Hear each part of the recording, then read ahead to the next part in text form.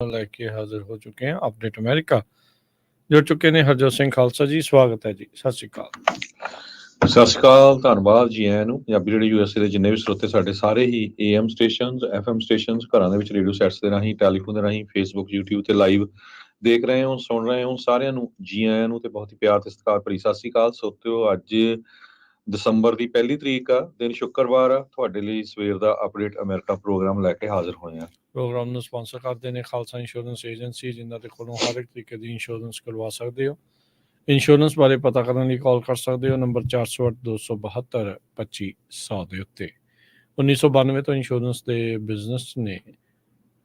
ਜੇਕਰ ਤੁਸੀਂ ਇਸ ਮੌਕੇ covered California health insurance Obama care ਦੀਆਂ ਐਪਲੀਕੇਸ਼ਨਸ ਰੀਨਿਊ ਕਰਵਾਉਣੀਆਂ ਜਾਂ ਨਵੀਆਂ ਐਪਲੀਕੇਸ਼ਨਸ ਕਰਵਾਉਣੀਆਂ ਤੇ ਇਸ ਲਈ ਇਹਨਾਂ ਦੇ ਨਾਲ ਸੰਪਰਕ ਕਰੋ। 65 ਸਾਲ ਦੇ ਹੋ ਚੁੱਕੇ ਹੋ, ਹੋਣ ਵਾਲੇ ਹੋ, ਮੈਡੀਕੇਅਰ ਦੇ ਲਈ ਅਪਲਾਈ ਕਰਨਾ ਹੈ, ਚੱਲ ਰਹੇ ਮੈਡੀਕੇਅਰ ਦੇ ਵਿੱਚ ਚੇਂਜਸ ਕਰਵਾਉਣੀਆਂ, ਇਸ ਦੇ ਲਈ ਵੀ ਇਹਨਾਂ ਦੇ ਨਾਲ ਸੰਪਰਕ ਕਰ ਸਕਦੇ ਹੋ।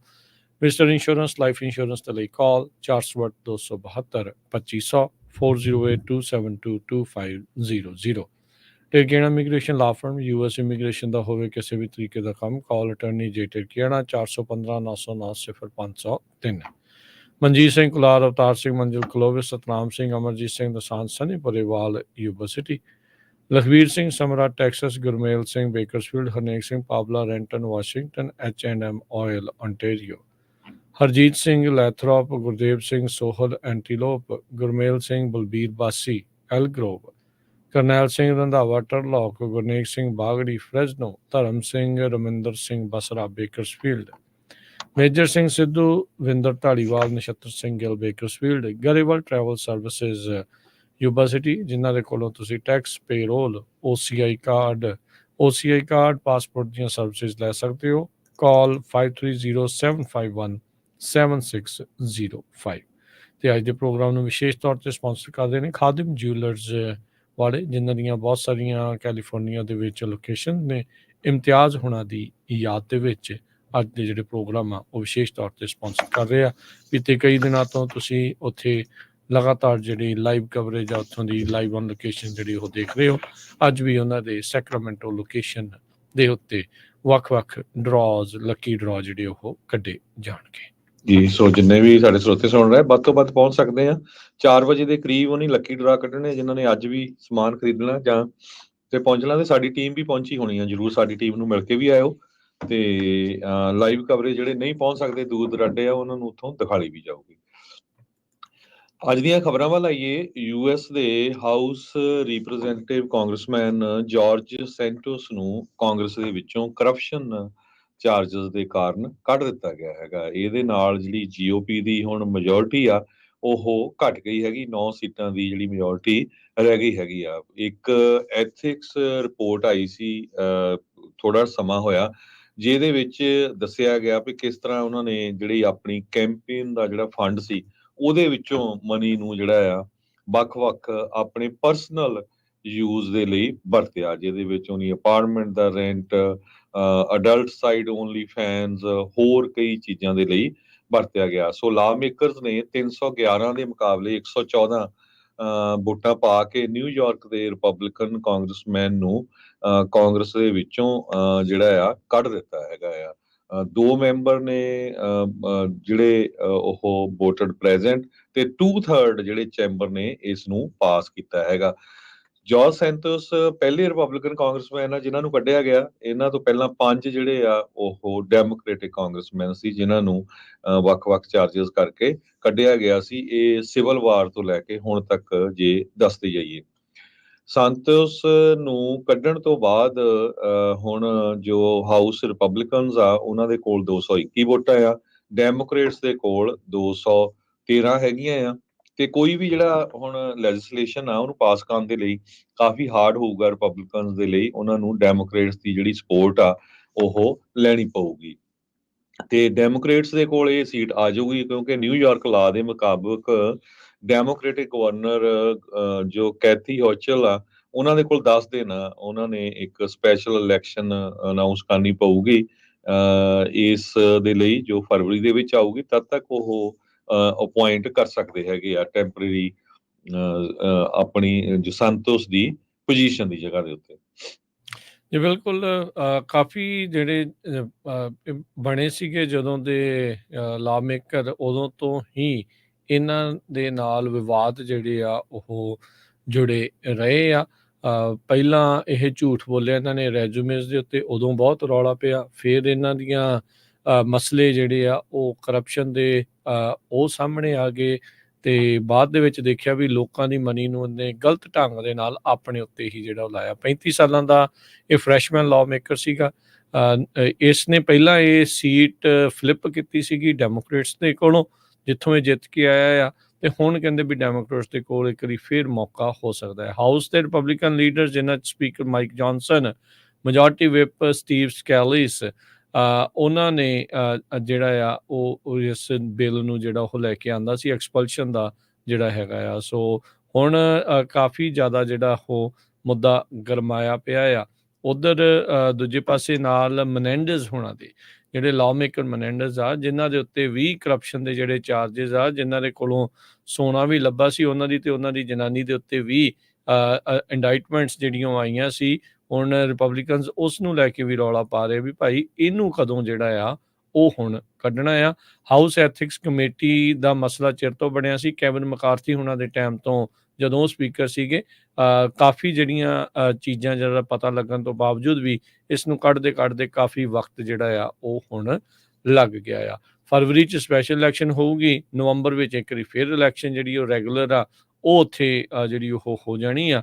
ਤੇ ਇਸ ਨੇ ਅਸਤੀਫਾ ਦੇਣ ਤੋਂ ਨਾ ਕਰ ਦਿੱਤਾ ਸੀ, ਇੱਕ ਵਾਰੀ ਨਹੀਂ ਕਈ ਵਾਰੀ ਕੀਤਾ ਆ। ਤੇ ਇਸ ਨੇ ਇਹ ਐਲਾਨ ਕਰ ਦਿੱਤਾ ਸੀਗਾ ਵੀ ਭਾਈ ਅਗਲੀ ਵਾਰੀ ਉਹ ਇਲੈਕਸ਼ਨ ਨਹੀਂ ਰਨ ਕਰੂਗਾ। ਮੈਨੂੰ ਲੱਗ ਇਹੀ ਰਿਹਾ ਹੈ ਹਾਲ ਦੀ ਘੜੀ ਵੀ ਇਸ ਦਾ ਜਿਹੜਾ ਸਿਆਸੀ ਕਰੀਅਰ ਆ ਹਾਲ ਦੀ ਘੜੀ ਇਸ ਦੇ ਉੱਤੇ ਬ੍ਰੇਕਾਂ ਲੱਗ ਗਈਆਂ ਆ ਜਾਰਜ ਸੈਂਟੋਸ ਦੇ। ਆਉਣ ਵਾਲੇ ਸਮੇਂ 'ਚ ਕੀ ਤਬਦੀਲੀ ਹੁੰਦੀ ਆ ਉਹਦੇ ਬਾਰੇ ਪਤਾ ਨਹੀਂ, ਪਰ ਅਜੇ ਇਸ ਨੂੰ ਹੁਣ ਕੱਢ ਦਿੱਤਾ ਗਿਆ ਆ ਕਾਂਗਰਸ 'ਚੋਂ, ਜਿਹੜਾ ਆ ਉਹ ਹੁਣ ਕੱਢ ਦਿੱਤਾ ਗਿਆ ਆ। ਘੱਟ ਹੋਇਆ ਜਿੱਦਾਂ ਤੁਸੀਂ ਪਹਿਲਾਂ ਦੱਸਿਆ ਵੀ 5 ਵਾਰੀ ਜਿਹੜੇ ਡੈਮੋਕ੍ਰੇਟ ਕੱਢੇ ਆ, ਤੇ 6ਵਾਂ ਜਿਹੜਾ ਉਹ ਬਣਿਆ ਆ, ਜਿਸ ਨੂੰ ਕਾਂਗਰਸ 'ਚੋਂ ਉਹਦੇ ਸਾਥੀਆਂ ਨੇ ਵੋਟ ਪਾ ਕੇ 114 ਦੇ ਮੁਕਾਬਲੇ 311 ਵੋਟਾਂ ਦੇ ਨਾਲ ਇਸ ਨੂੰ ਬਾਹਰ ਦਾ ਰਸਤਾ ਦਿਖਾ ਦਿੱਤਾ ਹੈ। ਅਗਲੀ ਖਬਰ ਵੱਲ ਚਲੀਏ। ਸੁਪਰੀਮ ਕੋਰਟ ਦੇ ਸਾਬਕਾ ਜਸਟਿਸ ਸੈਂਡਰਾ ਡੇ ਓਕਨਰ, ਉਹਨਾਂ ਦੀ ਅੱਜ ਮੌਤ ਹੋ ਗਈ ਆ। ਪਹਿਲੇ ਉਹ ਵਿਮਨ ਸੀਗੇ, ਪਹਿਲੇ ਲੇਡੀ ਸੀ ਜੋ ਸੁਪਰੀਮ ਕੋਰਟ ਦੇ ਜਸਟਿਸ ਬਣੇ ਸੀ। 93 ਸਾਲਾਂ ਦੀ ਉਹਨਾਂ ਦੀ ਉਮਰ ਸੀ, ਤੇ ਉਹਨਾਂ ਨੇ ਬਹੁਤ ਸਾਰੇ ਜਿਹੜੇ ਕਰੂਸ਼ੀਅਲ ਜਿਹੜੇ ਪੀਰੀਅਡ ਦੇ ਦੌਰਾਨ ਅਮਰੀਕਨ ਲਾਅ, ਜਿਹਦੇ ਵਿੱਚ abortion, affirmative action, sex discrimination, voting rights ਆ, ਇਹਨਾਂ ਸਾਰਿਆਂ ਦੇ ਉੱਤੇ ਆਪਣਾ ਜਿਹੜਾ ਆ ਵਿਊ ਪੁਆਇੰਟ ਦਿੱਤਾ ਸੀ। ਇੱਕ ਤੇ ਉਹਨਾਂ ਨੂੰ ਜਿਹੜਾ USA ਦੇ ਵਿੱਚ ਮੋਸਟ ਪਾਵਰਫੁਲ ਵੂਮਨ ਗਿਣਿਆ ਜਾਂਦਾ ਸੀ, ਕਿਉਂਕਿ ਸੁਪਰੀਮ ਕੋਰਟ ਦੀ ਪਹਿਲੀ ਲੇਡੀ ਜਸਟਿਸ ਬਣੀ ਸੀ, ਤੇ ਬੜੇ ਹੀ ਗਰੀਬ ਪਰਿਵਾਰ ਚੋਂ ਉੱਭਰ ਕੇ ਉੱਪਰ ਆਈ ਸੀ। ਉਹਦੇ ਜਿਹੜੇ ਫਾਦਰ ਸੀ ਰੈਂਚਰ ਸੀਗੇ ਐਰੀਜ਼ੋਨਾ ਦੇ ਵਿੱਚ, ਤੇ ਐਰੀਜ਼ੋਨਾ ਦੇ ਵਿੱਚ ਹੀ ਉਹਨਾਂ ਨੇ ਬਹੁਤਾ ਸਮਾਂ ਜਿਹੜਾ ਆ ਆਪਣਾ ਗੁਜ਼ਾਰਿਆ।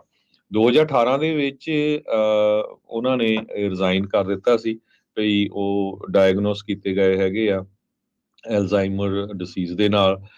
ਇਸ ਕਰਕੇ ਉਹ ਆਪਣੀ ਜਿਹੜੀ ਪੋਜੀਸ਼ਨ ਆ ਉਹ ਛੱਡ ਰਹੇ ਹੈਗੇ ਆ।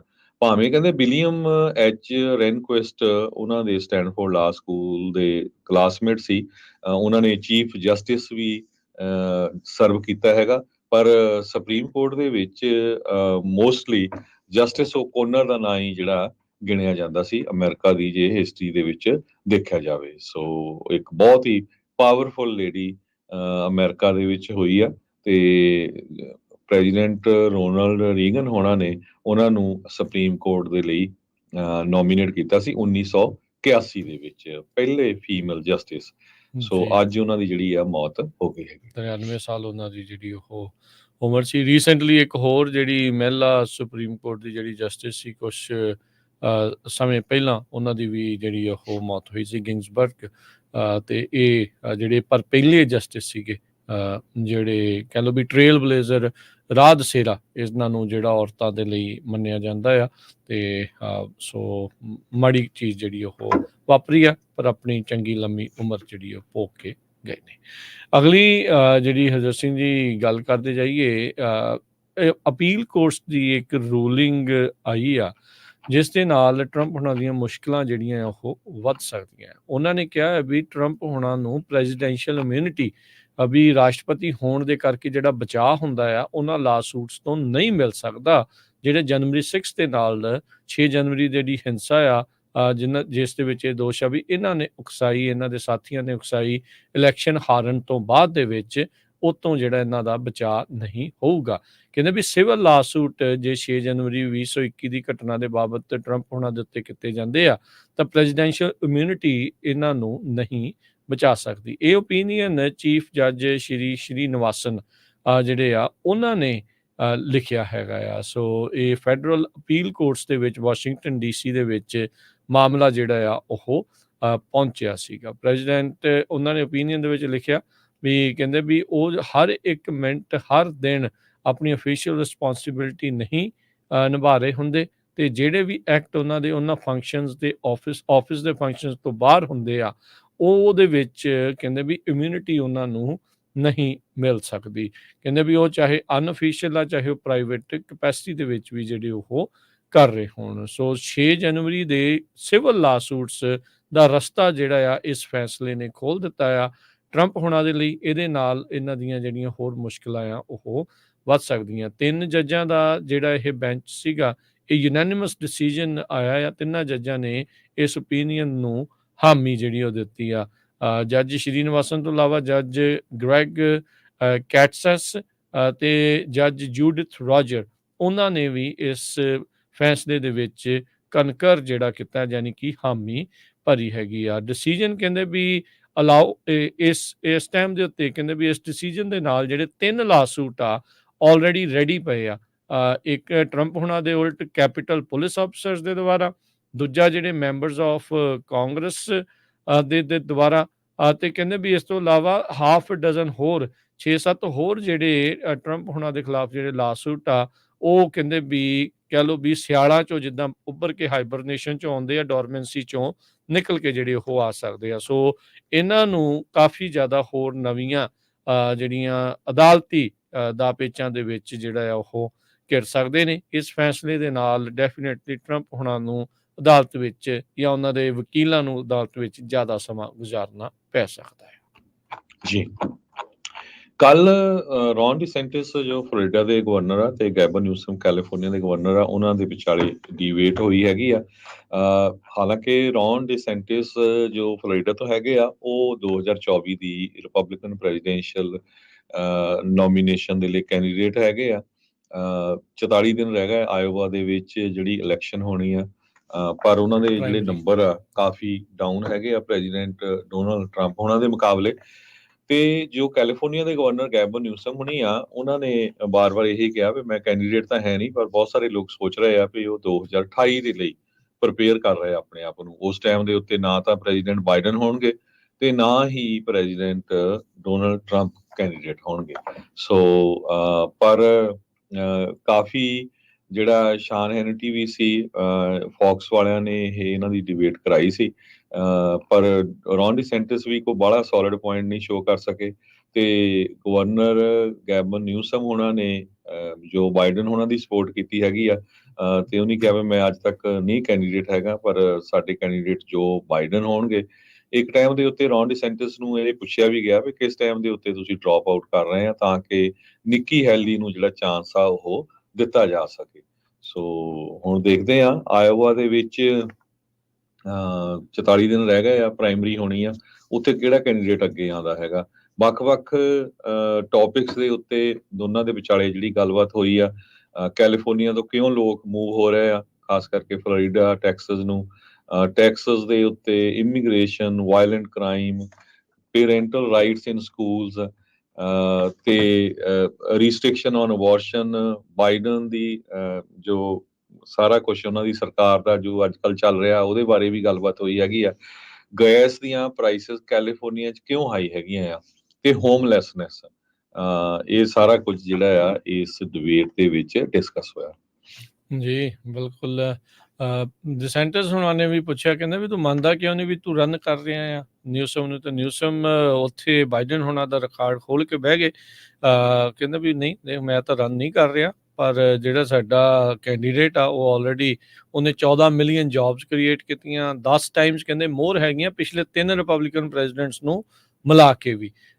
ਜਿਹੜਾ ਬਾਇਡਨੋਮਿਕਸ ਕਹਿ ਰਹੇ ਸੀਗੇ ਪ੍ਰੈਜ਼ੀਡੈਂਟ ਬਾਇਡਨ, ਉਹਨਾਂ ਨੇ ਬੜਾ ਇਹ ਨਾਂ ਪ੍ਰਚਾਰਨ ਦੀ ਕੋਸ਼ਿਸ਼ ਕੀਤੀ ਸੀਗੀ, ਪਰ ਓਬਵੀਅਸਲੀ ਰਾਈਟ ਵੱਲੋਂ ਉਸ ਦਾ ਵੀ ਜਿਹੜਾ ਵਿਰੋਧ ਆ ਉਹ ਹੋਇਆ ਸੀ। ਲੋਕਾਂ ਨੂੰ ਵੀ ਇਸ ਟਾਈਮ ਜੇਬ ਦੇ ਵਿੱਚ ਉਸ ਦਾ ਅਸਰ ਜਿਹੜਾ ਉਹ ਨਜ਼ਰ ਆ ਰਿਹਾ ਆ। ਉਧਰ ਡੈਸੈਂਟਿਸ ਹੁਣਾਂ ਨੇ, ਬਾਈਡਨ ਹੁਣਾਂ ਨੇ ਯੂਐਸ ਮੈਕਸੀਕੋ ਬਾਰਡਰ ਦੇ ਮੁੱਦੇ ਨੂੰ ਵੀ ਜਿਹੜਾ ਉਹ ਚੱਕਣ ਦੀ ਜਿਹੜੀ ਉਹ ਕੋਸ਼ਿਸ਼ ਕੀਤੀ। ਜਿੱਦਾਂ ਤੁਸੀਂ ਜ਼ਿਕਰ ਕੀਤਾ ਨਿੱਕੀ ਹੇਲੀ ਦਾ, ਵੀ ਕਹਿੰਦਾ ਵੀ ਤੂੰ ਯਾਰ ਡਰੋਪ ਆਊਟ ਹੀ ਕਿਉਂ ਨਹੀਂ ਕਰ ਜਾਂਦਾ, ਵੀ ਐਟਲੀਸਟ ਨਿੱਕੀ ਹੇਲੀ ਨੂੰ ਤਾਂ ਮੌਕਾ ਮਿਲੂਗਾ ਟਰੰਪ ਨੂੰ ਹਰਾਉਣ ਦਾ, ਤੂੰ ਐਵੇਂ ਜਾਣਬੁੱਝ ਕੇ ਲੱਤ ਇੱਕ ਹਿਸਾਬ ਨਾਲ ਫਸਾਈ ਆ। ਕਹਿਣ ਦੇ ਉਹਨਾਂ ਦੇ ਮਤਲਬ ਇਸ ਤਰੀਕੇ ਦੇ ਨਾਲ ਸੀਗੇ। ਸੋ ਉਹ ਕਹਿੰਦੇ ਵੀ ਤੂੰ ਤਾਂ ਆਪਣੀ ਸਟੇਟ ਦੇ ਵਿੱਚ 41 ਪੁਆਇੰਟ ਥੱਲੇ ਚੱਲ ਰਿਹਾ। ਨਿਊਸਮ ਹੁਣਾਂ ਨੇ ਸਾਇੰਟਿਸਟ ਦੇ ਉੱਤੇ ਤੰਜ ਕੱਸਦੇ ਹੋਏ ਜਿਹੜਾ ਉਹ ਕਿਹਾ, ਤੇ ਕਹਿੰਦੇ ਵੀ ਸੋ ਦੱਸ ਵੀ ਕਿੱਦਾਂ ਚੱਲ ਰਿਹਾ ਫਿਰ ਤੇਰੇ ਲਈ। ਸੋ ਇਹਨਾਂ ਦਾ ਕਹਿੰਦੇ ਵੀ ਕੇਬਲ ਬ੍ਰੋਮੈਂਸ ਚੱਲ ਰਿਹਾ ਸੀਗਾ ਪਿਛਲੇ ਕਈ ਮਹੀਨਿਆਂ ਤੋਂ, ਇੱਕ ਦੂਜੇ ਨੂੰ ਜਿਹੜੀਆਂ ਟੀਚਰਾਂ ਕਰਦੇ ਆ ਰਹੇ ਸੀਗੇ, ਤੇ ਇਵੈਂਚੁਅਲੀ ਆਮੋ ਸਾਹਮਣੇ ਜਿਹੜੇ ਹੋਏ ਆ। ਅਸਲ ਦੇ ਵਿੱਚ ਜੇ ਦੇਖਿਆ ਜਾਵੇ ਇਸ ਦਾ ਟੇਕ ਅਵੇ ਇਹੀ ਆ ਵੀ ਕਿਸੇ ਵੋਟਰ ਦੇ ਉੱਤੇ ਕੋਈ, ਮੈਨੂੰ ਨਹੀਂ ਲੱਗਦਾ ਵੀ ਕੋਈ ਬੜਾ ਅਸਰ ਇਹਨਾਂ ਦੇ ਇਸ ਡਿਬੇਟ ਦਾ ਪੈਣ ਵਾਲਾ ਆ, ਕਿਉਂਕਿ ਜਿਹੜੇ ਮੇਨ 2 ਕੈਂਡੀਡੇਟ ਆ ਉਹ ਕਿਸੇ ਨੂੰ ਵੀ ਨਜ਼ਰ ਨਹੀਂ ਆਏ।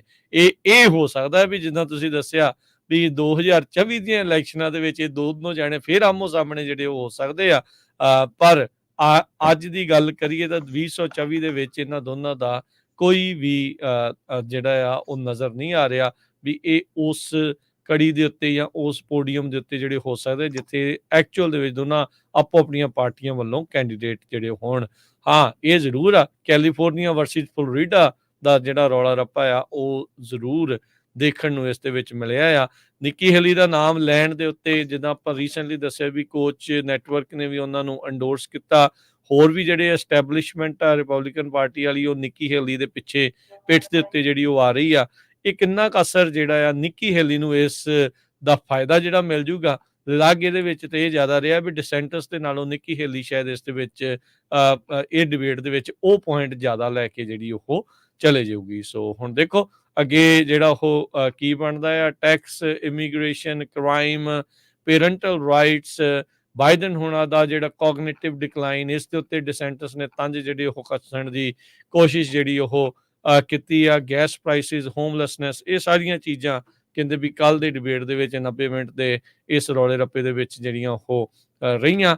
ਪਰ ਓਵਰਆਲ ਵੋਟਰਸ ਨੂੰ ਇਸ ਦੇ ਵਿੱਚੋਂ ਕੀ ਕੁਝ ਮਿਲੂਗਾ ਇਹ ਦੇਖਣ ਵਾਲੀ ਗੱਲ ਆ। ਇਹ ਵੀ ਹਰਜੋਤ ਸਿੰਘ ਜੀ ਗੱਲ ਇਹ ਆ ਵੀ ਇਹ ਵੀ ਨਹੀਂ ਆ ਵੀ ਦੋਨਾਂ ਜਾਣਿਆਂ ਨੇ ਗਵਰਨਰਸ਼ਿਪ ਦੇ ਲਈ ਫਿਰ ਇਲੈਕਸ਼ਨ ਲੜਨੀ ਆ। ਦੋਨਾਂ ਦੇ ਆਪੋ ਆਪਣੇ ਕਾਰਜਕਾਲ ਪੂਰੇ ਜਿਹੜੇ ਉਹ ਹੋ ਰਹੇ ਆ। ਸੋ ਲੈਟਸ ਸੀ ਕੀ ਇਸ ਦੇ ਵਿੱਚ ਬਣਦਾ ਆ। ਜਿਹੜੇ ਨਿਊਸਮ ਆ ਉਹ ਤਾਂ ਬਸ ਹੁਣ ਇੱਕ ਹਿਸਾਬ ਦੇ ਨਾਲ ਸਿਆਸਤ ਚੋਂ 4 ਸਾਲ ਦੇ ਲਈ ਉਹ ਵਿਸ਼ਰਾਮ ਦੇ ਉੱਤੇ ਜਿਹੜੇ ਉਹ ਰਹਿਣਗੇ, ਦੇਖਣਗੇ ਵੀ ਭਾਈ 2028 ਦੇ ਵਿੱਚ ਆਪਾਂ ਨੂੰ ਮੌਕਾ ਮਿਲਦਾ ਆ ਜਾਂ ਨਹੀਂ। ਜੀ ਬਿਲਕੁਲ, ਐਨਪੀਆਰ ਨੇ ਵੀ ਇਹੀ ਐਂਡ 'ਚ ਦੱਸਿਆ ਵੀ ਦੋਨੋਂ ਨਹੀਂ ਲੱਗਦਾ ਇਸ ਵਾਰੀ ਕੈਂਡੀਡੇਟ ਹੋ ਸਕਦੇ, ਪਰ 2024 ਦੇ ਵਿੱਚ ਹੋਣਗੇ, ਤੇ ਜਦੋਂ ਪ੍ਰੈਜ਼ੀਡੈਂਟ ਜੋ ਬਾਈਡਨ ਤੇ ਪ੍ਰੈਜ਼ੀਡੈਂਟ ਡੋਨਾਲਡ ਟਰੰਪ ਦੋਨੋਂ ਹੀ 28 ਚ। ਕੈਂਡੀਡੇਟ 28 ਦੇ ਵਿੱਚ ਨਹੀਂ ਹੋਣਗੇ। ਬ੍ਰੇਕ ਤੇ ਲੈ ਲਈਏ, ਇੱਕ ਬ੍ਰੇਕ ਲੈਣੇ ਆ। ਬ੍ਰੇਕ ਤੋਂ ਬਾਅਦ ਖਬਰਾਂ ਦੇ ਸਿਲਸਿਲੇ ਨੂੰ ਇਦਾਂ ਹੀ ਜਿਹੜਾ ਉਹ ਜਾਰੀ ਰੱਖਾਂਗੇ। ਹੋਰ ਕੀ ਕੁਛ ਚੱਲ ਰਿਹਾ ਹੈ। ਇਜ਼ਰਾਈਲ ਹਮਾਸ ਦੇ ਦਰਮਿਆਨ ਜਿਹੜੀ ਜੰਗਬੰਦੀ ਹੋਈ ਸੀ ਉਹ ਇਸ ਟਾਈਮ ਕਿੱਥੇ ਪਹੁੰਚੀ ਆ, ਉਸ ਦੇ ਉੱਤੇ ਚਰਚਾ ਜਿਹੜੀ ਉਹ ਕਰਾਂਗੇ। ਇਦਾਂ ਹੀ ਜੁੜੇ ਰਹੋ। ਕਿਸ ਤਰ੍ਹਾਂ ਇੰਡੀਆ ਨੇ ਅਮਰੀਕਾ ਦੇ ਅੱਗੇ ਗੋਡੇ ਟੇਕੇ ਆ, ਕੈਨੇਡਾ ਨੂੰ ਬਕਵਾਸ ਕਹਿਣ ਦੇ ਉੱਤੇ ਤੇ ਅਮਰੀਕਾ ਨੂੰ ਸੀਰੀਅਸ ਕਹਿਣ ਦੇ ਉੱਤੇ, ਉਹ ਆਪਾਂ ਡਿਸਕਸ ਕਰਾਂਗੇ।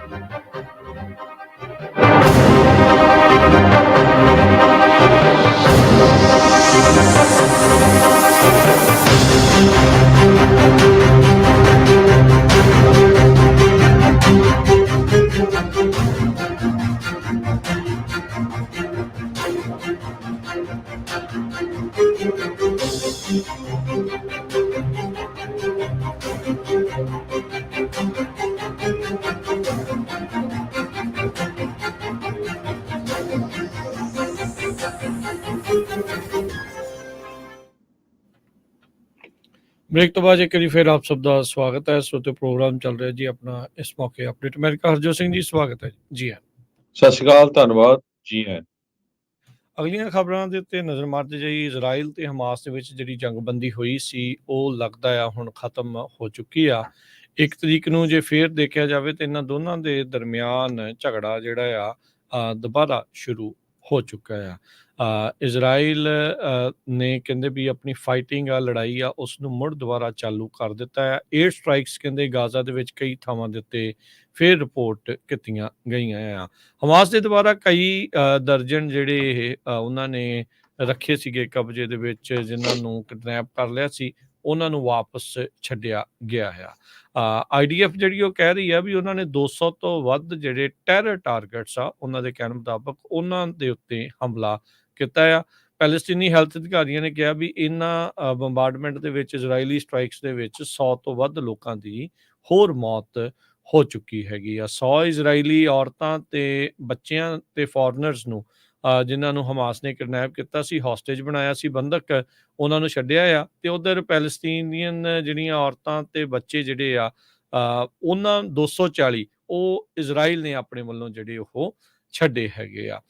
ਇਜ਼ਰਾਈਲੀ ਪ੍ਰਾਈਮ ਮਿਨਿਸਟਰ ਬੈਂਜਾਮਿਨ ਨੇਤਨਯਾਹੂ ਦੇ ਆਫਿਸ ਨੇ ਕਿਹਾ ਵੀ ਹਮਾਸ ਨੇ ਜਿਹੜੀ ਆਪਣੀ ਕਮਿਟਮੈਂਟ ਸੀਗੀ ਵੀ ਸਾਰੀਆਂ ਕਿਡਨੈਪ ਕੀਤੀਆਂ ਔਰਤਾਂ ਨੂੰ ਛੱਡਣ ਦੀ, ਉਸ ਦੇ ਵਿੱਚ ਫੇਲ ਹੋਏ ਆ। ਇਸ ਲਈ ਅਸੀਂ ਮੁੜ ਦੁਬਾਰਾ ਜਿਹੜੀ ਹਮਾਸ ਦੇ ਟਾਰਗੇਟਸ ਆ ਉਹਨਾਂ ਉੱਤੇ ਹਮਲੇ ਜਿਹੜੇ ਉਹ ਸ਼ੁਰੂ ਕਰ ਦਿੱਤੇ ਆ। ਏਅਰ ਰੇਡਸ, ਆਰਟਿਲਰੀ ਸਟ੍ਰਾਈਕਸ ਇਹ ਇਸ ਟਾਈਮ ਰਿਪੋਰਟ ਕੀਤੀਆਂ ਜਾ ਰਹੀਆਂ ਹੈ। ਗਾਜ਼ਾ ਦੇ ਵਿੱਚ ਜਿਹੜੀ ਜੰਗਬੰਦੀ ਹੋਈ ਸੀ ਪਿਛਲੇ ਕੁਝ ਦਿਨਾਂ ਦੀ, ਉਹ ਹੁਣ ਖਤਮ ਹੋ ਚੁੱਕੀ ਹੈਗੀ ਆ। ਤੇ ਉਧਰ ਹਮਾਸ ਦੇ ਦੁਆਰਾ ਵੀ ਕਹਿੰਦੇ ਰੌਕਟ ਆ ਸਦਰਨ ਇਜ਼ਰਾਈਲ ਤੈਲ ਅਵੀਵ ਤੱਕ ਵੀ ਛੱਡੇ ਗਏ ਹੈਗੇ ਆ। ਜੀ, ਰਸ਼ੀਆ ਤੇ ਯੂਕਰੇਨ ਦੇ ਵਿੱਚ ਜੋ ਲੜਾਈ ਚੱਲ ਰਹੀ ਆ ਉਹਦੇ ਸੰਬੰਧ ਦੇ ਵਿੱਚ ਯੂਕਰੇਨ ਦੇ ਜੋ ਹੈਡ ਹੈਗੇ ਆ ਜ਼ੈਲੈਂਸਕੀ, ਉਹਨਾਂ ਨੇ ਇਹ ਕਿਹਾ ਆ ਵੀ ਹੁਣ ਆਪਾਂ ਇੱਕ ਨਵੇਂ ਫੇਜ਼ ਦੇ ਵਿੱਚ ਜਾ ਰਹੇ ਆ ਜੰਗ ਦੇ ਵਿੱਚ। ਤੇ ਹੰਗਰੀ ਮੁਲਕ ਨੂੰ ਵੀ ਉਹਨਾਂ ਨੇ ਇਹ ਕਿਹਾ ਆ ਵੀ ਯੂਰਪੀਅਨ ਯੂਨੀਅਨ ਦੇ ਨਾਲ ਰਲ ਕੇ ਸਾਡੀ ਜਿਹੜੀ ਸਟ੍ਰੈਟਜਿਕ ਪਾਰਟਨਰਸ਼ਿਪ ਆ ਉਹਦੇ ਵਿੱਚ ਹਿੱਸਾ ਲੈਣਾ ਚਾਹੀਦਾ ਆ। ਹੁਣ ਯੂਕਰੇਨ ਤੇ ਰਸ਼ੀਆ ਦੇ ਵਿੱਚ ਚੱਲ ਰਹੀ ਲੜਾਈ ਜੋ ਆ ਉਹ ਕਾਫੀ ਲੰਮਾ ਸਮਾਂ ਹੋ ਗਿਆ। ਯੂਕਰੇਨੀਅਨ ਏਅਰ ਫੋਰਸਸ ਨੇ ਇਹ ਕਿਹਾ ਆ ਵੀ ਉਹਨਾਂ ਨੇ 25 ਦੇ ਵਿੱਚੋਂ 18 ਦੇ ਕਰੀਬ ਜਿਹੜੇ ਡਰੋਨਸ ਆ ਰਸ਼ੀਆ ਵਾਲੇ ਭੇਜ ਰਹੇ ਸੀ ਸਦਰਨ ਯੂਕਰੇਨ ਚੋਂ, ਉਹ ਉਹਨਾਂ ਨੇ ਸਿੱਟ ਲਏ ਹੈਗੇ ਆ। ਕੁਛ ਏਰੀਆ ਰਸ਼ੀਆ ਨੇ 2014 ਦੇ ਵਿੱਚ ਜਿੱਦਾਂ ਕਰੀਮੀਆ ਆ ਉਹ ਅਨੈਕਸ ਕਰ ਰਿਹਾ ਸੀ ਤੇ ਯੂਕਰੇਨ ਵਾਲੇ ਉਹਦੇ ਉੱਤੇ ਵੀ ਦੁਬਾਰਾ ਕੀ ਕਾਬਜ਼ ਹੋਣ ਨੂੰ ਕੋਸ਼ਿਸ਼ ਕਰ ਰਹੇ ਹੈਗੇ ਆ। ਯੂਐਸ ਦੇ national security Spokesman John Karbi ਉਹਨਾਂ ਨੇ ਵਾਸ਼ਿੰਗਟਨ ਦੇ ਵਿੱਚ ਦੱਸਿਆ ਹੈ ਵੀ ਉਹ ਯੂਕਰੇਨ ਦੇ ਨਾਲ ਰਲ ਕੇ ਜਿਹੜਾ ਕੰਮ ਕਰ ਰਹੇ ਹੈਗੇ ਆ ਇਸ ਜੰਗ ਦੇ ਵਿੱਚ, ਉਹਨਾਂ ਦਾ ਸਾਥ ਦੇ ਰਹੇ ਆ। ਕਿਸ ਤਰ੍ਹਾਂ ਇਹ ਜੋ ਵਿੰਟਰ ਦਾ ਮਾਹੌਲ ਆ, ਸਰਦੀਆਂ ਦਾ ਮਾਹੌਲ ਆ, ਉਹਦੇ ਵਿੱਚ ਜਿਹੜੀਆਂ ਸਪਲਾਈਜ਼ ਆ ਉਹ ਭੇਜਣੀਆਂ ਆ, ਇਲੈਕਟ੍ਰਿਸਿਟੀ ਇਨਫਰਾਸਟ੍ਰਕਚਰ, ਹੀਟ ਜੋ ਫੌਜੀਆਂ ਨੂੰ ਚਾਹੀਦੀ ਹੈਗੀ ਆ, ਪਲੱਸ ਜਿਹੜੇ ਆਮ ਲੋਕ ਆ ਉਹਨਾਂ ਨੂੰ ਕਿੱਦਾਂ ਪਹੁੰਚਾਉਣੀ ਹੈਗੀ ਆ। ਇਸ ਤੋਂ ਬਿਨਾਂ ਯੂਰਪੀਅਨ ਯੂਨੀਅਨ ਦੇ ਮੈਂਬਰਸ ਦੇ ਨਾਲ ਵੀ ਜਿਹੜੀ ਆ ਗੱਲਬਾਤ ਅਮਰੀਕਾ ਵਾਲਿਆਂ ਨੇ ਕੀਤੀ ਹੈਗੀ ਆ ਵੀ ਜੋ ਸਾਥ ਆ ਯੂਕਰੇਨ ਦਾ ਪੂਰੇ ਜ਼ੋਰ ਸ਼ੋਰ ਦੇ ਨਾਲ ਦਿੱਤਾ ਜਾਵੇ। ਰਸ਼ੀਅਨ ਫੋਰਨ ਮਿਨਿਸਟਰ ਸਰਜੀ ਲਾਵਰੋਵ ਉਹਨਾਂ ਨੇ ਇੱਕ ਸਾਲਾਨਾ ਮੀਟਿੰਗ ਅਟੈਂਡ ਕੀਤੀ ਆ ਆਰਗੇਨਾਈਜੇਸ਼ਨ ਫਾਰ ਸਿਕਿਉਰਿਟੀ ਤੇ ਕੋਆਪਰੇਸ਼ਨ ਦੀ ਯੂਰਪ ਦੇ ਵਿੱਚ, ਤੇ ਬਾਲਟਿਕ ਨੇਸ਼ਨਸ ਦੇ ਨਾਲ ਯੂਕਰੇਨ ਨੇ ਇਸ ਮੀਟਿੰਗ ਨੂੰ ਅਟੈਂਡ ਨਹੀਂ ਕੀਤਾ ਹੈਗਾ। ਜੀ ਬਿਲਕੁਲ। ਪੁਤਿਨ ਜਿਹੜਾ ਇਸ ਟਾਈਮ ਰੂਸ ਦੀ ਘਟ ਰਹੀ ਪਾਪੂਲੇਸ਼ਨ ਤੋਂ ਚਿੰਤਤ ਆ। ਬਹੁਤ ਜ਼ਿਆਦਾ ਨੌਜਵਾਨ ਯੂਕਰੇਨ ਦੀ ਇਸ ਲੜਾਈ ਦੇ ਵਿੱਚ ਉਹ ਉੱਥੇ ਮਰਵਾ ਚੁੱਕਾ ਆ। ਇਸ ਕਰਕੇ ਉਹਨੇ ਗੁਹਾਰ ਲਾਈ ਆ ਉੱਥੋਂ ਦੀਆਂ ਰਸ਼ੀਅਨ ਔਰਤਾਂ ਦੇ ਮੂਹਰੇ 8 ਜਾਂ 8 ਤੋਂ ਵੱਧ ਨਿਆਣੇ ਕਹਿੰਦੇ ਆ ਵੀ ਜੰਮੋ। ਕਹਿੰਦੇ ਵੀ ਜਿਹੜੀਆਂ ਕੈਜੂਅਲਟੀਜ਼ ਬਹੁਤ ਜ਼ਿਆਦਾ ਹਾਈ ਆ। ਇਸ ਨੇ ਸਪੀਚ ਜਿਹੜੀ ਉਹ ਦਿੱਤੀ ਆ ਆਨਲਾਈਨ। ਕਹਿੰਦੇ ਵੀ ਡਾਇਰੈਕਟਲੀ ਤਾਂ ਨਹੀਂ ਉਹਨੇ ਕਿਹਾ ਵੀ ਸਾਡੇ ਫੌਜੀ ਬਹੁਤ ਜਿਹੜੇ ਉਹ ਮਰੇ ਆ ਇਸ ਕੌਨਫਲਿਕਟ ਦੇ ਕਰਕੇ, ਇਸ ਜਿਹੜੀ ਲੜਾਈ ਇਹਨੇ ਛੇੜੀ ਆ ਉਹਦੇ ਕਰਕੇ, ਪਰ ਉਹ ਇਹ ਕਹਿ ਰਹੇ ਆ ਵੀ ਭਾਈ 8-8 ਜਾਂ ਉਸ ਤੋਂ ਵੱਧ ਜਿਹੜੇ ਉਹ ਨਿਆਣੇ ਤੁਸੀਂ ਜਿਹੜਾ ਉਹ ਜੰਮੋ। ਇਹ ਹੁਣ ਕਹਿੰਦੇ ਵੀ ਇਹ ਸਾਡੇ ਟ੍ਰੈਡੀਸ਼ਨ ਰਹੇ ਆ, ਵੱਡੇ ਪਰਿਵਾਰ। ਉਹਨੇ ਉਸ ਪਾਸੇ ਗੱਲ ਨੂੰ ਜਿਹੜੀ ਉਹ ਮੋੜਨ ਦੀ ਕੋਸ਼ਿਸ਼ ਜਿਹੜੀ ਉਹ ਕੀਤੀ ਆ। ਸੋ ਰਸ਼ੀਆ ਦੀ ਪ੍ਰੈਜ਼ੀਡੈਂਟ ਦੀ ਆਪਣੀ ਵੈਬਸਾਈਟ ਦੇ ਉੱਤੇ ਉਹਨੇ ਜਿਹੜੀ ਪੂਰੀ ਸਪੀਚ ਆ ਉਹ ਖੁਦ ਅਪਲੋਡ ਕਰ ਦਿੱਤੀ ਆ। ਇਸ ਨੇ ਆਪਣੀ ਕੌਂਸਲ ਨੂੰ ਵੀਡੀਓ ਲਿੰਕ ਦੇ ਜ਼ਰੀਏ 28 ਨਵੰਬਰ ਨੂੰ ਜਿਹੜਾ ਸੰਬੋਧਨ ਆ ਉਹ ਕੀਤਾ ਸੀਗਾ। ਮੰਨਿਆ ਇਹ ਜਾ ਰਿਹਾ ਹੈ ਵੀ ਜਦੋਂ ਦਾ ਸੋਵੀਅਤ ਸੰਘ ਡਿੱਗਾ ਆ ਉਸ ਤੋਂ ਬਾਅਦ ਦੇ ਵਿੱਚ ਹੁਣ ਇਹਨਾਂ ਨੂੰ ਸਭ ਤੋਂ ਜ਼ਿਆਦਾ ਜਾਨੀ ਨੁਕਸਾਨ ਜਿਹੜਾ ਉਹ ਝੱਲਣਾ ਪਿਆ। 3 ਲੱਖ ਤੋਂ ਵੱਧ ਰਸ਼ੀਅਨ ਜਿਹੜੇ ਆ ਇਸ ਯੂਕਰੇਨ ਦੀ ਲੜਾਈ ਦੇ ਨਾਲ ਹੁਣ ਤੱਕ ਉੱਥੇ ਮਾਰੇ ਜਾ ਚੁੱਕੇ ਆ ਤੇ ਨੌਜਵਾਨ ਉੱਥੇ ਬਹੁਤ ਘੱਟ ਜਿਹੜੇ ਉਹ ਬਚੇ ਆ। ਤੇ ਵੈਸੇ ਵੀ ਦੇਖਿਆ ਗਿਆ ਤੇ ਕਹਿੰਦੇ 8 ਲੱਖ ਤੋਂ ਤਕਰੀਬਨ 10 ਲੱਖ ਬੰਦੇ ਕੰਟਰੀ ਛੱਡ ਕੇ ਜਿਹੜੇ ਉਹ ਭੱਜ ਚੁੱਕੇ ਨੇ। ਕੋਈ ਵੀ ਜਿਹੜੀ ਆ ਰੂਸ ਦੀ ਇਹ ਲੜਾਈ, ਪੁਤਿਨ ਦੀ ਜਿਹੜੀ ਇਹ ਲੜਾਈ ਆ ਉਹਦੇ ਲਈ ਨਹੀਂ ਲੜਨਾ ਚਾਹ ਰਿਹਾ ਹੈਗਾ। ਨੋ ਡਾਊਟ ਲੋਕੀ ਕਈ ਕਹਿਣਗੇ ਵੀ ਰੂਸ ਨੇ ਆਹ ਕਰਤਾ ਉਹ ਕਰਤਾ, ਪਰ ਜੇ ਇਸ ਮੁਲਕ ਨੂੰ ਨਾਰਥ ਕੋਰੀਆ ਤੋਂ ਉਹਨਾਂ ਨੇ ਅਸਲਾ ਲੈਣ ਦੇ ਲਈ ਮਜਬੂਰ ਕਰ ਦਿੱਤਾ ਹੋਵੇ, ਕੌਣ ਜਿੱਤਿਆ ਕੌਣ ਹਾਰਿਆ ਉਹ ਇਵੈਂਚੁਅਲੀ ਉਹਨਾਂ ਚੀਜ਼ਾਂ ਤੋਂ ਪਤਾ ਲੱਗ ਜਾਂਦਾ ਹੈ। ਜੀ, ਅਗਲੀ ਖਬਰ ਵੱਲ ਚਲੀਏ। ਜਿਸ ਤਰ੍ਹਾਂ ਪਿਛਲੇ ਕੁਝ ਦਿਨਾਂ ਤੋਂ ਇੰਡੀਆ ਤੇ USA ਦੇ ਵਿੱਚ ਜੋ ਗੁਰਪਤਵੰਤ ਸਿੰਘ ਪੰਨੂ ਹੋਣਾ ਨੂੰ ਮਾਰਨ ਦੀ ਕੋਸ਼ਿਸ਼ ਨੂੰ ਲੈ ਕੇ ਗੱਲਬਾਤ ਚੱਲ ਰਹੀ ਆ, ਉਹਦੇ ਸੰਬੰਧ ਦੇ ਵਿੱਚ ਇੰਡੀਆ ਦਾ ਜਿਹੜਾ ਰਿਸਪੌਂਸ ਆ ਉਹ ਤੁਸੀਂ ਦੇਖ ਕੇ ਬੜੇ ਹੈਰਾਨ ਹੋਵੋਗੇ।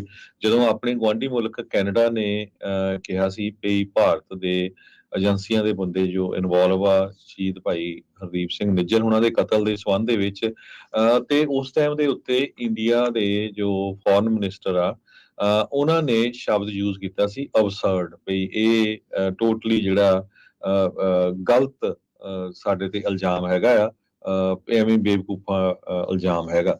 ਹੁਣ ਦੂਸਰੇ ਪਾਸੇ ਜਦੋਂ ਅਮਰੀਕਾ ਦੀ ਸਰਕਾਰ ਨੇ ਇੰਡਾਈਟਮੈਂਟ ਜਿਹੜੀ ਆ ਫਾਈਲ ਕਰ ਦਿੱਤੀ ਆ ਕੋਰਟ ਦੇ ਵਿੱਚ, ਤੇ ਹੁਣ ਇੰਡੀਆ ਦਾ ਜਿਹੜਾ ਰਿਸਪੌਂਸ ਆ ਟੋਟਲੀ ਡਿਫਰੈਂਟ ਆ।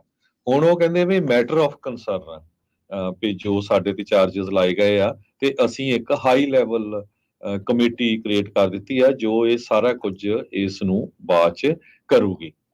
ਪਿਛਲੇ ਜੂਨ ਮਹੀਨੇ ਤੋਂ ਹੀ ਇਹ ਜੋ ਗੱਲਬਾਤ ਚੱਲ ਰਹੀ ਸੀ। ਸੋ ਬਿਹਾਈਂਡ ਦਾ ਸੀਨ ਬਹੁਤ ਸਾਰੀਆਂ ਮੀਟਿੰਗਸ ਜੋ ਸਿਕਿਉਰਿਟੀ ਏਜੰਸੀਜ਼ ਆ USA ਦੀਆਂ ਤੇ ਇੰਡੀਆ ਦੀਆਂ ਦੋਨਾਂ ਦੇ ਵਿਚਾਲੇ ਹੋਈਆਂ ਹੈਗੀਆਂ ਆ। ਹਾਲਾਂਕਿ ਜੋ ਮੀਡੀਆ ਦੇ ਵਿੱਚ ਸਿਰਫ ਹਫ਼ਤੇ ਤੋਂ ਹੀ ਆਇਆ, ਜਦੋਂ ਫਾਈਨੈਂਸ਼ੀਅਲ ਟਾਈਮਜ਼ ਨੇ ਪਹਿਲੀ ਰਿਪੋਰਟ ਛਾਪੀ ਸੀ, ਉਸ ਤੋਂ ਕੁਝ ਦਿਨਾਂ ਬਾਅਦ ਹੀ ਫਿਰ ਇਹ ਜਿਹੜਾ ਨਾਂ ਆ ਇੱਕ ਨਿਖਿਲ ਗੁਪਤਾ ਦਾ ਉਹ ਐਕਸਪੋਜ਼ ਵੀ ਕਰ ਦਿੱਤਾ ਗਿਆ।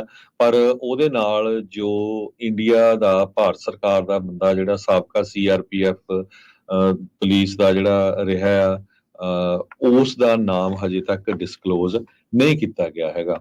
ਪ੍ਰਾਈਮ ਮਿਨਿਸਟਰ ਨਰਿੰਦਰ ਮੋਦੀ ਉਹਨਾਂ ਨੇ USA ਦੇ ਵਿੱਚ ਵਿਜ਼ਿਟ ਕੀਤਾ ਸੀ ਤੇ ਉਹਨਾਂ ਨੇ ਕਾਫੀ ਡਿਫੈਂਸ, ਸਪੇਸ ਐਕਸਪਲੋਰੇਸ਼ਨ, ਹੋਰ ਟ੍ਰੇਡ ਦੇ ਉੱਤੇ ਵੀ ਗੱਲਬਾਤ ਹੋਈ ਸੀ। ਆਉਣ ਵਾਲੇ ਮਹੀਨੇ ਜਨਵਰੀ 26 ਨੂੰ ਇੰਡੀਆ ਵਾਲਿਆਂ ਨੇ ਪ੍ਰੈਜ਼ੀਡੈਂਟ ਜੋ ਬਾਈਡਨ ਉਹਨਾਂ ਨੂੰ ਚੀਫ ਗੈਸਟ ਲਈ ਸੱਦਿਆ ਹੈ। ਹੁਣ ਦੇਖਦੇ ਆ ਵੀ ਉਹ ਜਾਂਦੇ ਆ ਜਾਂ ਨਹੀਂ। ਉਹ ਤੋਂ ਬਾਅਦ ਐਗਜ਼ੈਕਟਲੀ ਨੈਕਸਟ ਡੇ ਉਹਨਾਂ ਨੇ ਮੀਟਿੰਗ ਵੀ ਰੱਖੀ ਆ। ਕੁਆਡ ਸਮਿਟ ਜਿਹੜੇ ਇਹ ਮੁਲਕ ਹੈਗੇ ਆ ਇਹਨਾਂ ਦੀ ਰਲ ਕੇ ਵੀ ਕੀ ਫਿਊਚਰ ਦੇ ਵਿੱਚ ਕਰਨਾ ਆ। ਪਰ ਇੱਕ ਤਰ੍ਹਾਂ ਦੇ ਨਾਲ ਝਟਕਾ ਜ਼ਰੂਰ ਇੰਡੀਆ ਨੂੰ ਇਸ ਦਾ ਲੱਗਾ ਹੈਗਾ ਵੀ ਇਹਦੇ ਸੰਬੰਧ ਦੇ ਵਿੱਚ ਸਾਬਕਾ ਅੰਬੈਸਡਰ ਅਨਿਲ ਬਾਧਵਾ ਜੋ ਆ, ਉਹਨਾਂ ਨੇ ਇਹ ਕਿਹਾ ਆ ਵੀ ਜੋ ਇਹ ਅਲੈਜਡ ਅਸੈਸੀਨੇਸ਼ਨ ਦਾ ਪਲਾਟ ਆ ਇਹਦਾ ਅਸਰ ਘੱਟ ਪਊਗਾ। ਸੋ ਇੰਡੀਆ ਮੂਲ ਵਾਲੇ ਇਦਾਂ ਹੀ ਕਹਿੰਦੇ ਆ। ਪਹਿਲਾਂ ਤਾਂ ਇੰਡੀਆ ਦਾ ਜਿਹੜਾ ਮੀਡੀਆ ਆ, ਗੋਦੀ ਮੀਡੀਆ, ਉਹਨਾਂ ਦਾ ਸਾਰਿਆਂ ਦੇ ਮੂੰਹ ਸੀਤੇ ਗਏ ਸੀ। ਕੁਝ ਕੁ ਲੋਕ ਬੋਲੇ ਸੀ, ਪਰ ਉੱਥੇ ਦਾ ਇੱਕ ਭੌਂਕੜ ਜਿਹੜਾ ਰਿਪਬਲਿਕ TV ਹੈਗਾ ਆ, ਉਹ ਹਮੇਸ਼ਾ ਸਿੱਖਾਂ ਨੂੰ ਅੱਤਵਾਦੀ ਦੱਸਦਾ ਰਹਿੰਦਾ। ਅਰਨਬ ਗੋਸਵਾਮੀ ਤੁਸੀਂ ਦੇਖਦੇ ਹੀ ਆ, ਉਹਨੂੰ ਫੇਰ ਕੱਲ ਇੱਕ ਸ਼ੋਅ ਕੀਤਾ ਤੇ ਉਸ ਨੂੰ ਕੈਨੇਡਾ ਦੇ ਵਿੱਚ ਜਿਹੜਾ ਜਹਾਜ਼ ਦਾ ਹਾਦਸਾ ਹੋਇਆ ਸੀ ਉਹਦੇ ਨਾਲ ਜੋੜ ਕੇ ਫਿਰ ਸਿੱਖਾਂ ਨੂੰ ਅੱਤਵਾਦੀ ਕਹਿਣ ਦੀ ਜਿਹੜੀ ਕੋਸ਼ਿਸ਼ ਕੀਤੀ ਆ। ਕਹਿਣ ਦੀ ਕੋਸ਼ਿਸ਼ ਨਹੀਂ ਕੀਤੀ, ਉਸਨੇ ਅੱਤਵਾਦੀ ਕਿਹਾ ਹੀ ਹੈਗਾ ਆ। ਸੋ ਇਹ ਫਰਕ ਹੈਗਾ ਜੇ ਤੁਸੀਂ ਅਮਰੀਕਾ ਦੇ ਸਿਟੀਜ਼ਨ ਆ, ਕੈਨੇਡਾ ਦੇ ਸਿਟੀਜ਼ਨ ਆ ਜਾਂ ਇੰਡੀਆ ਦੇ ਸਿਟੀਜ਼ਨ ਆ। ਇੰਡੀਆ ਦੇ ਸਿਟੀਜ਼ਨਾਂ ਦੇ ਹੁਣ ਹਾਲ ਦੇਖ ਲਓ ਕਿ 40 ਸਾਲ ਤੋਂ ਵੱਧ ਸਮਾਂ ਹੋ ਗਿਆ ਜਦੋਂ ਸਿੱਖਾਂ ਨੂੰ ਗਲਾਂ 'ਚ ਟਾਇਰ ਪਾ ਕੇ ਸਾੜਿਆ ਗਿਆ, ਤੇ ਕਿੱਥੇ ਕੁ ਉਹਨਾਂ ਦੀ ਜਿਹੜੀ ਆ ਪੁੱਛਗਿੱਛ ਹੋ ਰਹੀ ਹੈਗੀ ਆ। ਕਾਤਲ ਸ਼ਰੇਆਮ ਹਜੇ ਵੀ ਘੁੰਮ ਰਹੇ ਹੈਗੇ ਆ। ਬਹੁਤ ਸਾਰੇ ਜਿਹੜੇ ਇੰਡੀਆ ਦੇ ਪੋਲੀਟੀਕਲ ਐਨਾਲਿਸਟ ਆ, ਉਹ ਤਾਂ ਇਹੀ ਕਹਿ ਰਹੇ ਆ ਵੀ ਜੀ ਨਹੀਂ, USA ਨੂੰ ਇੰਡੀਆ ਦੀ ਜ਼ਰੂਰਤ ਹੈਗੀ ਆ ਚਾਈਨਾ ਦੇ ਅਗੇਂਸਟ। ਪਰ ਹੁਣ ਇਹ ਦੇਖਦੇ ਆ ਵੀ USA ਵਾਲੇ ਕੀ ਕਰਦੇ ਹੈਗੇ ਆ, ਜਦ ਕਿ ਕਲੀਅਰਲੀ USA ਦੇ ਡਿਫੈਂਸ ਸੈਕਟਰੀ ਨੇ ਵੀ, ਸੈਕਟਰੀ ਆਫ ਸਟੇਟ ਨੇ ਵੀ, ਵਾਈਟ ਹਾਊਸ ਨੇ ਵਾਰ-ਵਾਰ ਇਹ ਕਿਹਾ ਵੀ ਅਮਰੀਕਨ ਸਿਟੀਜ਼ਨ ਨੂੰ ਅਮਰੀਕਨ ਧਰਤੀ ਤੇ ਮਾਰਨਾ ਇਹ ਕੋਈ ਵੀ ਸਹਿਣ ਨਹੀਂ ਕੀਤਾ ਜਾਊਗਾ, ਇਹ ਕਿਸੇ ਨੂੰ ਅਸੀਂ ਅਲਾਓ ਨਹੀਂ ਕਰਾਂਗੇ। ਇਹਦੇ ਸੰਬੰਧ ਦੇ ਵਿੱਚ ਇੱਕ ਬੋਰਨ ਸਾਨੀ ਕਰਕੇ ਆ, professor of international politics, Delhi ਦੀ ਜੋ ਜਵਾਹਰ ਲਾਲ ਨਹਿਰੂ ਯੂਨੀਵਰਸਿਟੀ ਆ, ਉਹਨਾਂ ਨੇ ਇਹ ਕਿਹਾ ਵੀ ਜਿਹੜੇ ਨਵੀਂ ਦਿੱਲੀ ਦੇ ਰਿਲੇਸ਼ਨ ਵਾਸ਼ਿੰਗਟਨ ਦੇ ਨਾਲ ਆ, ਇਹ ਡਿਫਰੈਂਟ ਹੈਗੇ ਕੈਨੇਡਾ ਦੇ ਨਾਲੋਂ। ਇਸ ਰੀਜ਼ਨ ਕਰਕੇ ਕਹਿੰਦੇ ਪਈ ਜੋ ਕੈਨੇਡਾ ਦੇ ਨਾਲ ਵਾਪਰਿਆ ਸੀ, ਉਹਨਾਂ ਦਾ ਡਿਪਲੋਮੈਟਸ ਨੂੰ ਲੈ ਕੇ ਇੱਕ ਟਾਈਮ ਦੇ ਉੱਤੇ ਵੀਜ਼ਾ ਹੀ ਬੰਦ ਕਰ ਦਿੱਤਾ ਗਿਆ ਸੀ, ਉਹ ਅਮਰੀਕਾ ਦੇ ਨਾਲ ਨਹੀਂ ਵਾਪਰਨ ਵਾਲਾ। ਪਰ ਦੇਖਦੇ ਆ ਅਮਰੀਕਾ ਆਉਣ ਵਾਲੇ ਸਮੇਂ ਦੇ ਵਿੱਚ ਕੀ ਕਰਦਾ ਇਸ ਇਸ਼ੂ ਦੇ ਉੱਤੇ। ਪਰ ਓਵਰਆਲ ਪੂਰੀ ਦੁਨੀਆ ਦੇ ਵਿੱਚ ਜਿਹੜਾ ਆ ਭਾਰਤ ਸਰਕਾਰ ਐਕਸਪੋਜ਼ ਹੋਈ ਆ ਕਿ ਕਿਸ ਤਰ੍ਹਾਂ ਜਿਹੜੇ ਉਹਨਾਂ ਦੇ ਗਵਰਨਮੈਂਟ ਦੇ ਬੰਦੇ ਹੈਗੇ ਆ, ਉਹ ਸਿੱਖਾਂ ਨੂੰ ਕੱਲਾ ਇੰਡੀਆ ਦੇ ਵਿੱਚ ਨਹੀਂ, ਚਾਹੇ ਉਹ ਇੰਗਲੈਂਡ ਆ, ਪਾਕਿਸਤਾਨ ਆ, ਕੈਨੇਡਾ ਆ, USA ਦੇ ਵਿੱਚ ਟਾਰਗੇਟ ਕਰਕੇ ਮਾਰਨਾ ਚਾਹੁੰਦੇ ਆ। ਜੀ ਬਿਲਕੁਲ, ਕਾਫੀ ਪਰਦਾਫਾਸ਼ ਜਿਹੜਾ ਇਸ ਦੇ ਵਿੱਚ ਹੋਇਆ ਆ। ਦੇਖੋ, ਇਹਨਾਂ ਨੇ ਇੰਡੀਆ ਤੋਂ ਕਈ ਕੰਮ ਕਰਾਉਣੇ ਆ, ਚਾਹੇ ਇਸ ਟਾਈਮ ਉਹ ਇਸ ਇਸ਼ੂ ਨੂੰ ਜਿਹੜਾ ਉਹ ਚੱਕਿਆ ਆ। ਹੁਣ ਆਪਾਂ ਦੇਖ ਹੀ ਰਹੇ ਹਾਂ, ਪਰ ਇਹ ਆ ਵੀ ਸਿੱਖਾਂ ਦੇ ਬਾਰੇ ਜਿਹੜਾ ਆ ਹੁਣ ਬਹੁਤ ਕੁਛ ਪਤਾ ਲੱਗ ਰਿਹਾ ਆ, ਨਵੀਆਂ ਚੀਜ਼ਾਂ ਦਾ ਪਤਾ ਲੱਗ ਰਿਹਾ। ਰੀਸੈਂਟਲੀ ਆਪਾਂ ਦੇਖਿਆ Sikh awareness month, appreciation heritage month ਜਿਹੜੇ ਉਹ ਥਾਂ ਥਾਂ ਦੇ ਉੱਤੇ ਸ਼ਹਿਰਾਂ 'ਚ ਮਨਾਏ ਗਏ, ਪਰ ਇਹਨਾਂ ਮਸਲਿਆਂ ਨੇ ਸਿੱਖਾਂ ਦੇ ਬਾਰੇ ਜਿਹੜਾ ਆ ਉਹ ਦੁਨੀਆ ਭਰ ਦੇ ਵਿੱਚ ਉਹਨਾਂ ਦੀ ਆਈਡੈਂਟੀਟੀ, ਉਹਨਾਂ ਦੇ ਮਸਲੇ, ਉਹਨਾਂ ਦੇ ਗੱਲਾਂ, ਉਹਨਾਂ ਦੇ ਹੱਕਾਂ ਬਾਰੇ ਜਿਹੜਾ ਦੁਨੀਆ ਨੂੰ ਕਾਫੀ ਕੁਛ ਜਿਹੜਾ ਉਹ ਦੱਸ ਦਿੱਤਾ। ਜਦੋਂ ਭਾਈ ਨਿੱਜਰ ਹੁਣਾਂ ਦਾ ਕਤਲ ਹੋਇਆ ਸੀ, ਉਦੋਂ ਦਾ ਪ੍ਰਧਾਨ ਮੰਤਰੀ ਜਿਹੜਾ ਟਰੂਡੋ, ਉਹਨਾਂ ਨੇ ਜਦੋਂ ਬਿਆਨ ਦਿੱਤਾ ਉਦੋਂ ਉਹ ਚਰਚਾ ਜਿਹੜੀ ਉਹ ਚੱਲੀ।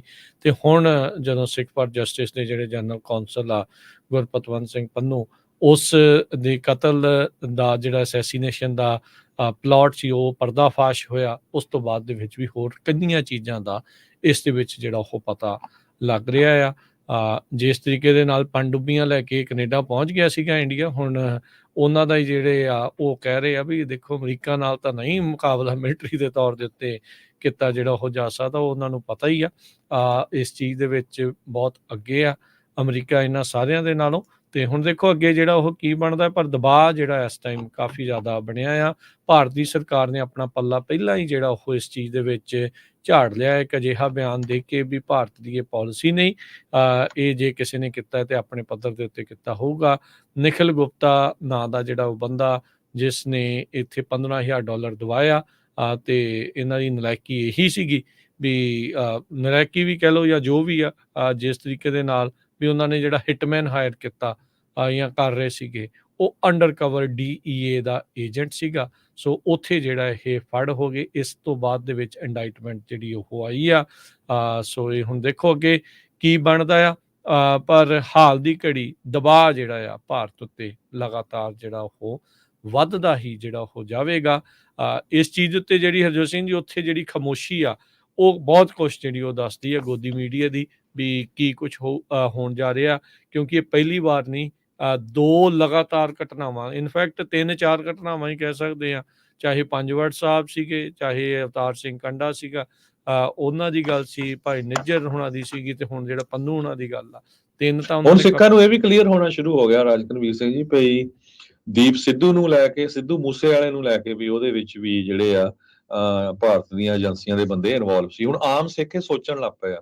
ਪਹਿਲਾਂ ਇਹ ਸੋਚਦੇ ਸੀ ਵੀ ਨਹੀਂ ਹੋ ਸਕਦਾ ਦੀਪ ਸਿੱਧੂ ਦਾ ਸੱਚਮੁੱਚ ਹੀ ਐਕਸੀਡੈਂਟ ਹੋਇਆ ਹੋਵੇ, ਪਰ ਹੁਣ ਆਮ ਤੁਸੀਂ ਕਿਸੇ ਨਾਲ ਗੱਲ ਕਰਕੇ ਦੇਖ ਲਓ, ਉਹ ਕਹਿੰਦੇ ਯਾਰ ਜੇ ਅਮਰੀਕਾ 'ਚ ਜਾ ਕੇ ਉਹ ਕਰ ਸਕਦੇ, ਇੰਡੀਆ 'ਚ ਤਾਂ ਕਿਸੇ ਨੂੰ ਮਾਰਨਾ ਹੈ ਹੀ ਬੜਾ ਆਸਾਨ। ਉਹਨਾਂ ਦੇ ਲਈ ਸੌਖਾ ਹੀ। ਬਿਲਕੁਲ ਜੀ, ਕੌਣ ਨਾਲ ਸੀ, ਕੌਣ ਜੁੜੇ ਸੀਗੇ, ਕਿੱਦਾਂ ਆ, ਇਹ ਸਾਰਾ ਕੁਝ ਲੋਕਾਂ ਦੇ ਮੂਹਰੇ ਹੁਣ ਬੜੇ ਵੱਡੇ ਜਿਹੜੇ ਉਹ ਸਵਾਲ ਉਹਨਾਂ ਨੇ ਕਰਨੇ ਸ਼ੁਰੂ। ਇੱਕ ਜ਼ਰੂਰ ਹੈਰਾਨੀ ਦੀ ਗੱਲ ਹੋਈ ਆ ਵੀ ਇੰਡੀਆ ਦਾ ਮੀਡੀਆ ਤਾਂ ਚਲੋ ਹਮੇਸ਼ਾ ਰਹਿੰਦਾ ਹੀ ਸਿੱਖਾਂ ਦੇ ਉਲਟ ਹੈਗਾ ਆ, ਪਰ ਪੰਜਾਬ ਦੇ ਵੀ ਜਿਹੜੇ ਆਪਣੇ ਬਹੁਤ ਸਰੋਤੇ ਵੀ ਦੇਖਦੇ ਰਹਿੰਦੇ ਆ ਨਿਊਜ਼ ਚੈਨਲ, ਟੀਵੀ ਚੈਨਲ, ਉਹਨਾਂ ਦਾ ਵੀ ਮੂੰਹ ਸੁੱਤੇ ਗਏ ਸੀ। ਉਹਨਾਂ ਨੇ ਵੀ ਕੋਈ ਖਾਸ ਜਿਹੜਾ ਇਹਦੇ ਤੇ ਰਿਪੋਰਟਿੰਗ ਨਹੀਂ ਕੀਤੀ ਹੈਗੀ। ਉਹਨਾਂ ਨੇ ਕਰਨੀ ਵੀ ਨਹੀਂ ਹਰਜੋਤ ਸਿੰਘ ਜੀ, ਉਹ ਵੀ ਵਿਕੇ ਹੀ ਆ, ਉਹ ਵੀ ਗੋਦੀ ਮੀਡੀਆ ਵਾਲਾ ਹਿਸਾਬ ਉਹਨਾਂ ਦਾ ਜਿਹੜਾ ਉਹ ਬਣਿਆ ਆ।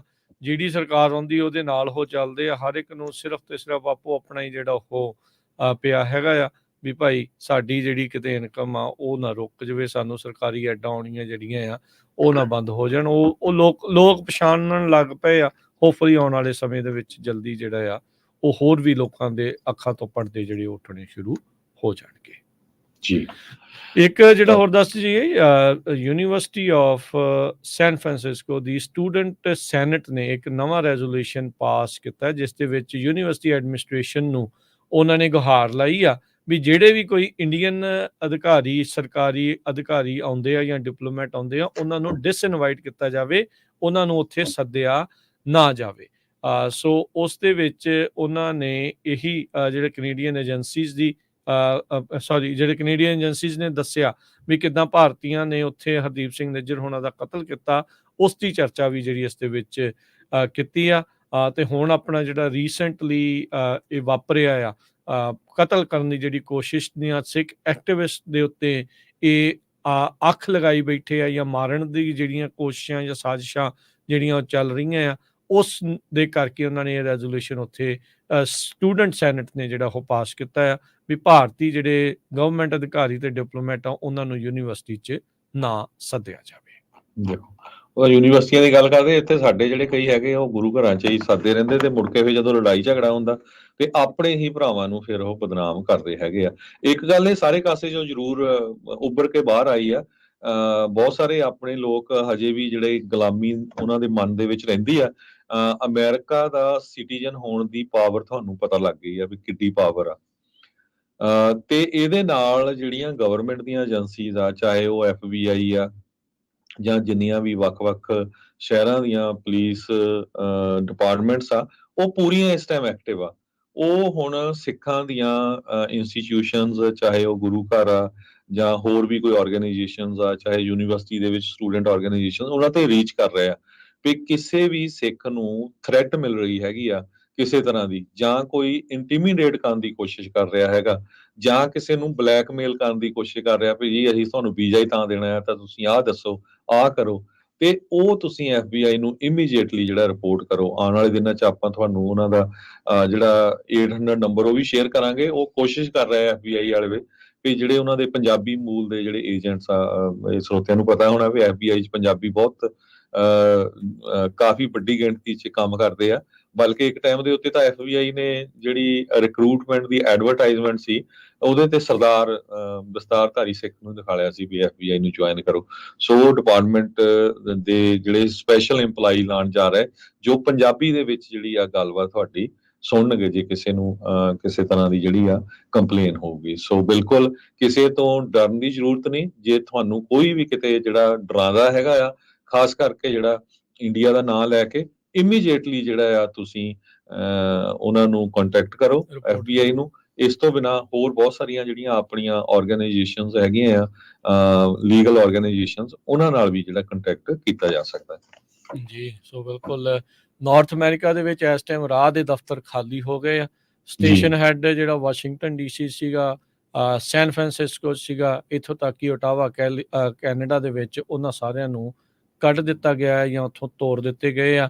ਤੇ ਅਮਰੀਕਾ ਨੇ ਇਜਾਜ਼ਤ ਨਹੀਂ ਦਿੱਤੀ ਵੀ ਭਾਈ ਤੁਸੀਂ ਰਾਹ ਦਾ ਕੋਈ ਇੱਥੇ ਬੰਦਾ ਆ ਉਹ ਸਟੇਸ਼ਨ ਹੈੱਡ ਨੂੰ ਜਿਹੜਾ ਉੱਥੇ ਲਾਇਆ ਜਾ ਸਕਦਾ ਆ। ਸੋ 1968 ਤੋਂ ਬਾਅਦ ਪਹਿਲੀ ਵਾਰੀ ਹੋਇਆ ਜਦੋਂ ਤੋਂ ਰਾਹ ਬਣੀ ਆ ਵੀ ਨਾਰਥ ਅਮਰੀਕਾ ਦੇ ਵਿੱਚ ਇਹਨਾਂ ਦੀ ਕੋਈ ਰਿਪਰੈਜ਼ੈਂਟੇਸ਼ਨ ਨਹੀਂ ਹੈਗੀ।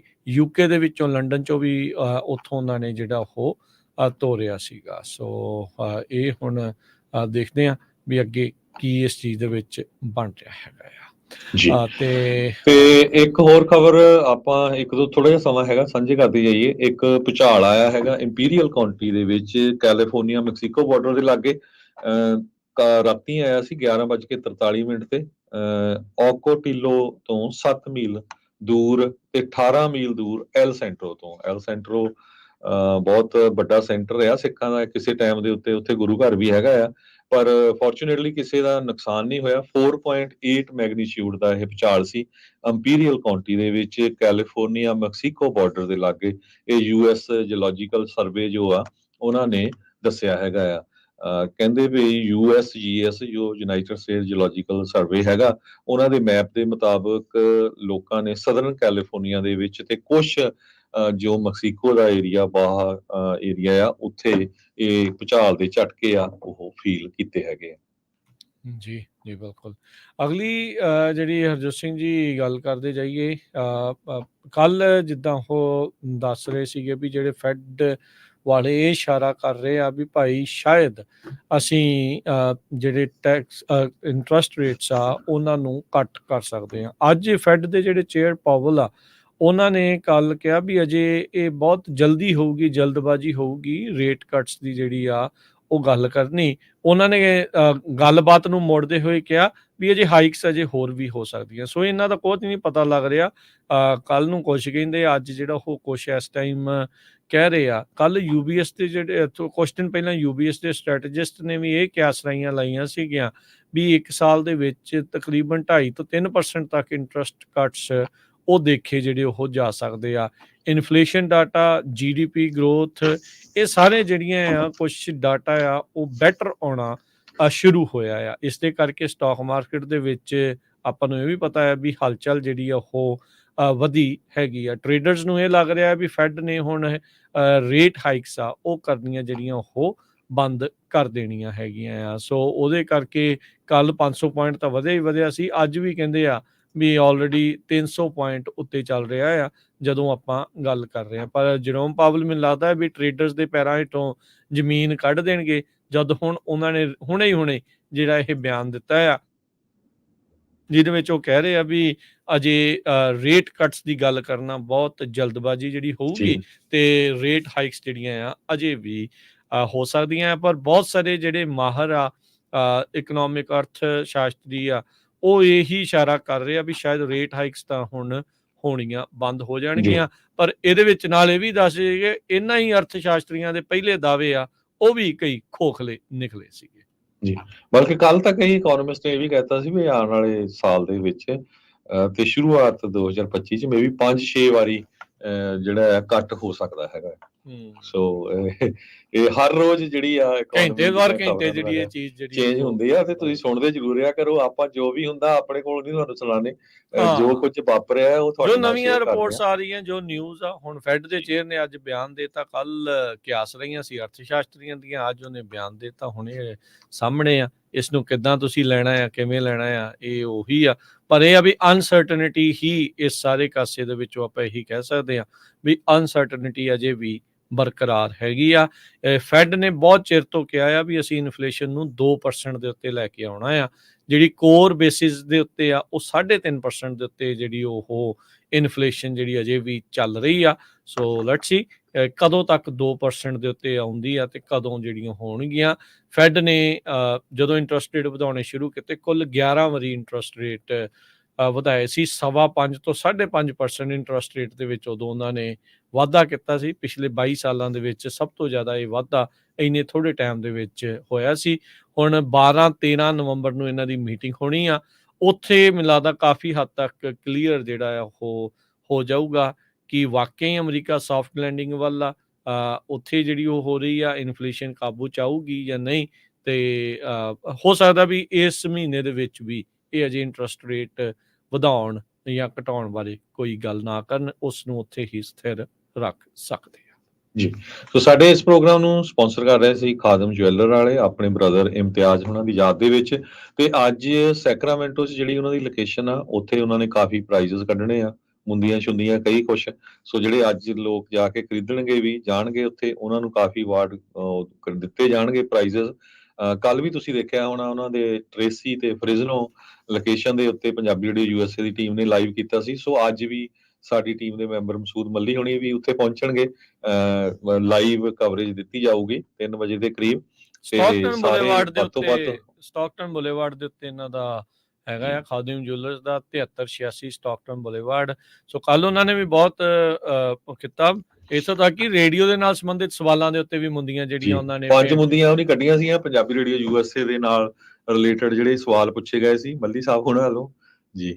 ਸੋ ਬਿਲਕੁਲ, ਹਾਂਜੀ। ਇਸੇ ਤਰ੍ਹਾਂ ਨਗਰ ਕੀਰਤਨ ਆ ਰਿਹਾ ਮੰਟੀਕਾ ਗੁਰੂ ਘਰ, ਤੇ ਉੱਥੇ ਵੀ ਪੰਜਾਬੀ ਰੇਡੀਓ USA ਦੀ ਟੀਮ ਪਹੁੰਚੂਗੀ।